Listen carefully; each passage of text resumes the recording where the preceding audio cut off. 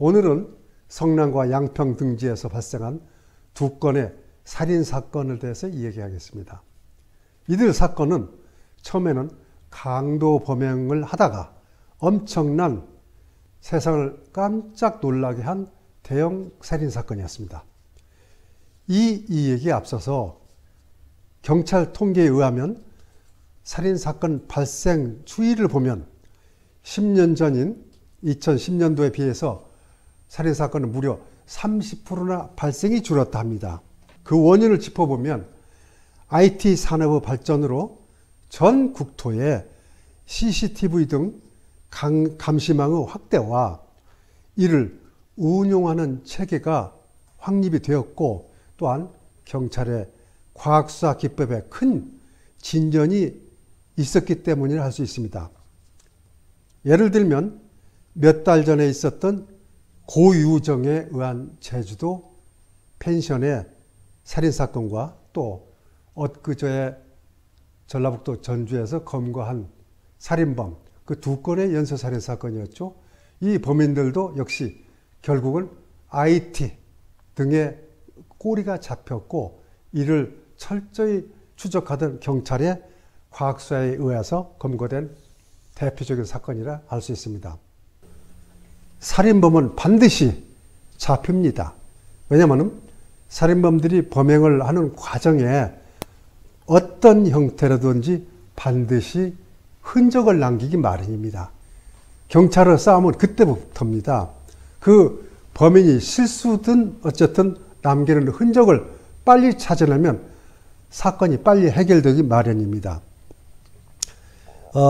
오늘 말씀드리는 살인사건은 CCTV나 휴대전화가 일반화되기 되기 전에 과도기적인 사건입니다.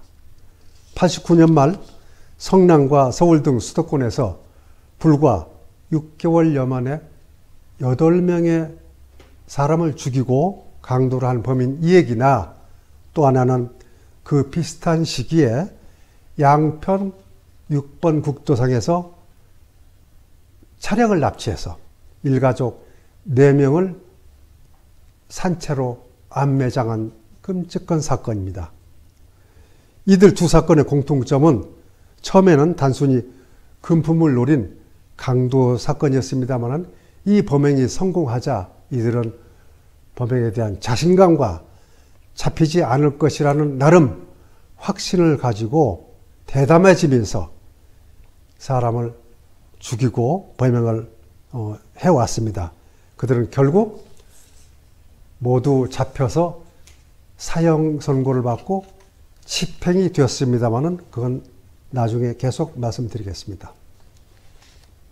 먼저 연쇄살인사건 심영구 사건부터 말씀드릴까 합니다. 심영구는 25살 때 강도상해죄로 징역 3년 6월을 선고받고 만기 출감한 이후 불과 6개월 만에 다시 범죄의 세계에 빠져듭니다. 그는 그 수법은 밤길 혼자 헤매다가 닥치는 대로 행인을 칼로 찌르고 금품을 빼앗는 것이 그의 특징이기도 합니다. 이 자료화면에 나옵니다만은 심영구는 1988년 5월 21일 새벽 1시 성남시 태평동 소재에 있는 미장원에 침입을 하게 됩니다. 거기서 금품을 찾다가 방에서 인기척에 깬 원장 김모 여인, 당시 45세였습니다만 그녀가 깨서 누구냐고 소리치자 마구잡이로 가지고 있던 칼로 그녀를 목과 가슴을 찔렀습니다. 그렇게 하고 도주를 했으나 어두운 밤이라 목격을 하지 못했고, 우리는 상황이 강도 상해로 보고 현지에 직접 나가서 수사에 관여하게 됩니다. 그러나 이어서 그해 불과 며칠 후인 6월 11일 새벽 4시경에 성남시 신흥동 골목에서 평소 자기를 무시하던 술집 주인을 우연히 만나게 됩니다. 그는 두말할 것 없이 가지고 있던 칼로 그 술집 여주인을 무참하게 살해하고 뺏은 돈도 없었습니다. 그리고 불과 5일 후인 6월 16일 이는 무대를 옮겨서 서울 관악구 남현동입니다. 그 남현동은 평소 자기가 막노동을 하던 장소이기 때문에 그곳에 간 거죠. 거길 밤거리를 배회하다가 새벽 1시쯤 귀가 중인 여자를 만납니다. 그래서 그 여자를 등에서 가지고 있던 칼로 찔러서 살해하고 현금 10만 원을 강취합니다. 그리고 또 얼마 후인 8월 4일 새벽 1시경 다시 자기 배회처인 성남시 단대동 골목의 귀가 중에 있는 51세 여인을 만나서 그 여인을 뒤를 미행하다가 칼로 찌르고 살해를 했으나 금품이 없는 관계로 빼앗은 건 없었습니다.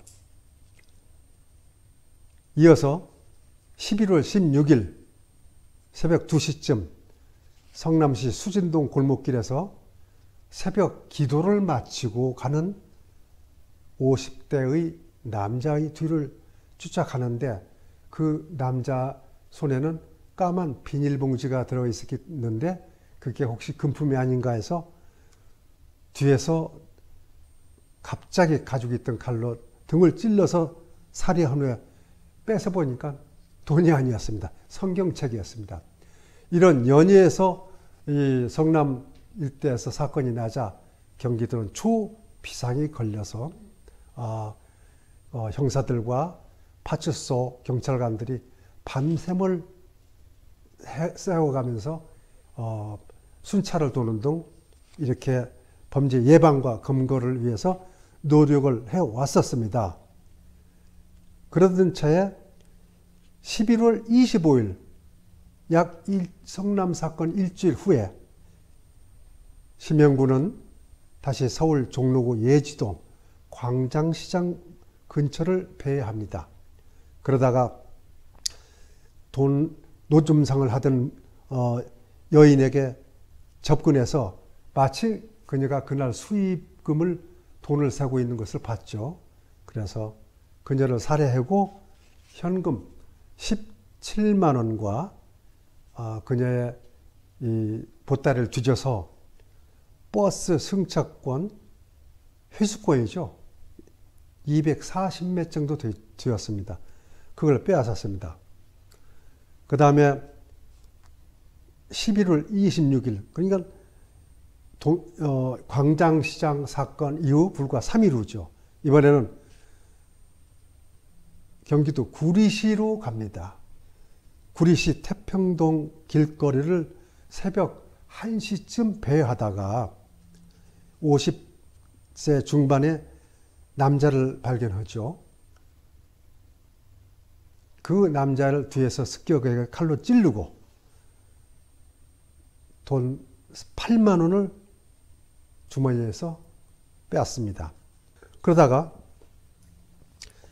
구리 사건 하루 만인 11월 27일 밤 9시경에 서울 종로구 창신동 한 주차장에서 자기 차에서 내리는 30세가량 남자를 칼로 가슴 등을 찔러서 현장에서 즉사시키고 피해자의 승용차를 빼앗습니다. 빼서 타고 다니다가 그해 12월 25일 새벽 4시쯤 바로 이 사건을 주의 깊게 말씀드립니다. 이 사건은 자기가 사는 데서 불과 수십 미터밖에 안 떨어진 곳입니다. 새벽 4시쯤 새벽에 그 사람들이 들떠서 밖에서 떠들고 그런 소리에 잠을 이루지 못하고 나옵니다.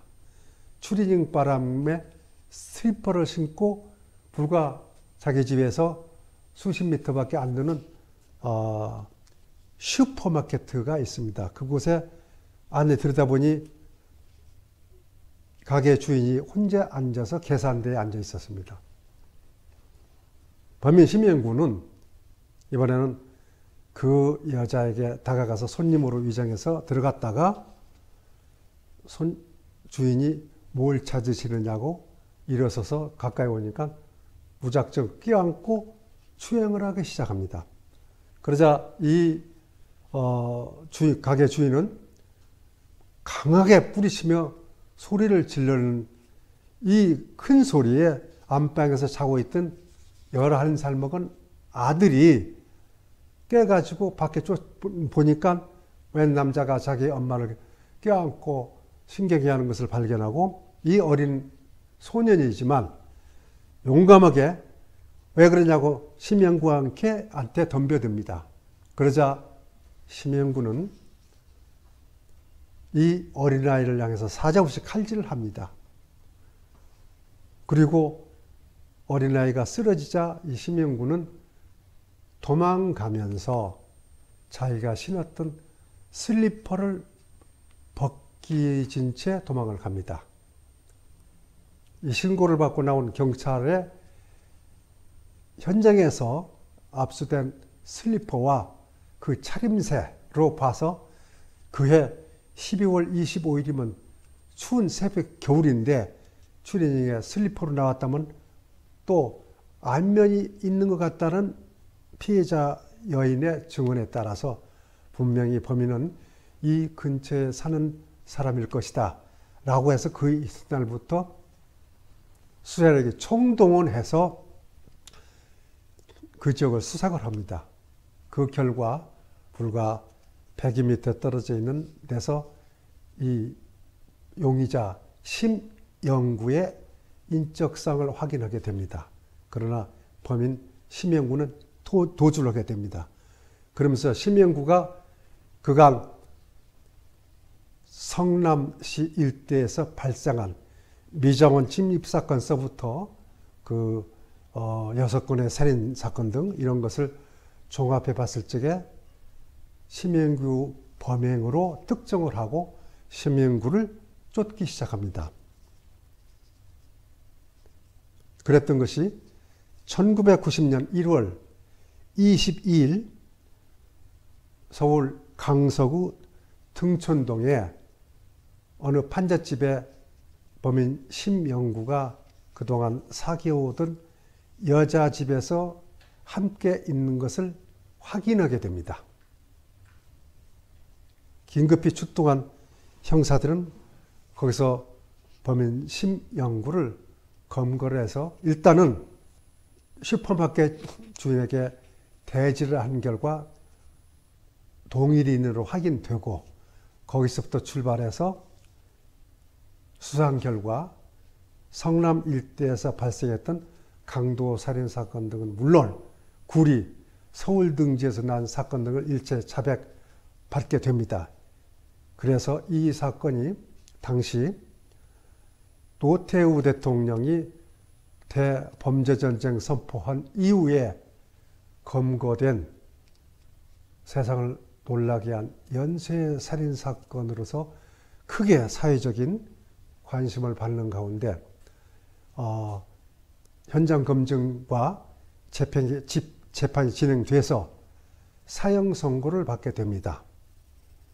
따라서 이 범인 심영구는 처음에는 3년 6월 징역을 살고 나와서 노동 등으로 인해 자신을 생계를 유지해가면서 살해보를 했지만은 그가 쓸 곳은 없었고 또 그를 받아주는 이런 업체도 없었고 그래서 나름 어쩔 수 없이 이 밤거리를 다니면서 생계 유지를 위해서 어쩔 수 없이 범행을 했다라고 자백을 합니다마는 범인으로서 흔적을 남기면 반드시 잡힌다는 제가 미리 말씀드렸듯이 반드시 범인은 나중에 잡힌다는 이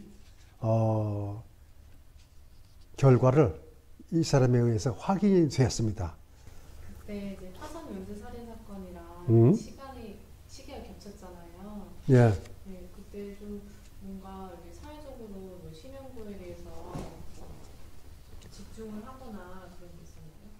화성연쇄살인 사건은 85년도부터 시작돼서 90년 4월 2일 마지막 사건이 화성에서 발생됐습니다만은 그 즈음에 살인 사건이 많이 발생했습니다. 전국에서. 그뿐만 아니라 범죄전쟁 선포로 인해서 그 범죄전쟁 대상이 사실은 주로 조직폭력이었습니다. 그때 서울 등지에서 유명한 그 조직폭력배들이 많이 있었고 전국적으로 우후죽순처럼 조직폭력배가 날뛰었기 때문에 대범죄전쟁 선포원 가운데 이런 사건들이 도처에 많이 있었어요. 그 화성 사건 나가서 수사다가 다시 도경에 들어와서 이 성남에 이런 사건이 나면 또 우리가 나갑니다. 나가서 거기 나가서 또 수사력을 보완하고 이렇게 했었는데 그 당시에 사회 질서가 상당히 엉망이었기 때문에 아마 대통령으로서도 범죄전쟁을 선포를 해서 사회 기강을 잡고자 한 고육지책이 아닌가 생각이 듭니다.